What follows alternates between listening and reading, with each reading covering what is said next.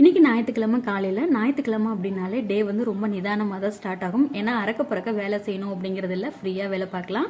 இன்னைக்கு காலையில் பிரேக்ஃபாஸ்ட்டுக்கு வந்து நேற்று பழைய சாதம் கொஞ்சம் மீந்திருந்ததுனால தண்ணியும் தயிரும் ஊற்றி வச்சிருந்தேன். அதே கரைச்சி குடிச்சிட்டு காலையில் பிரேக்ஃபாஸ்ட் வந்து முடிச்சிட்டோம். மதியானம் லஞ்சுக்கு ரொம்ப ரொம்ப சிம்பிளான உடச்சி ஊற்றின முட்டை குழம்பு தான் ரெடி பண்ணியிருந்தோம்.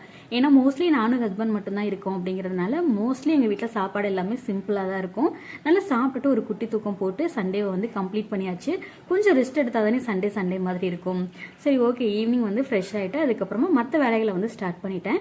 ஏன்னா நான் வந்து வீக்கெண்டில் இதெல்லாம் பார்த்து வச்சுக்கிட்டேன் அப்படின்னா தான் வீக் டேஸில் வேலைக்கு போகும்போது எனக்கு ஹரிபரியாக இல்லாமல் இருக்கும். ஒரு சில ஐட்டம்லாம் தீர்ந்துருந்ததுன்னா அதெல்லாம் எடுத்து ரீஃபில் பண்ணுறது, பாத்திரம்லாம் கொஞ்சம் இருந்ததுன்னா அதெல்லாம் க்ளீன் பண்ணுறது, அந்த மாதிரி வேலையை பார்த்துட்டு நைட்டு டின்னருக்கு தோசை வந்து முட்டை தோசை வந்து போட்டுக்கிட்டோம். பொங்கலுக்கு ஹஸ்பண்ட் எடுத்து கொடுத்த அந்த சாரீ வந்து ஓப்பன் பண்ணாமல் அப்படியே வச்சுருந்தேன்.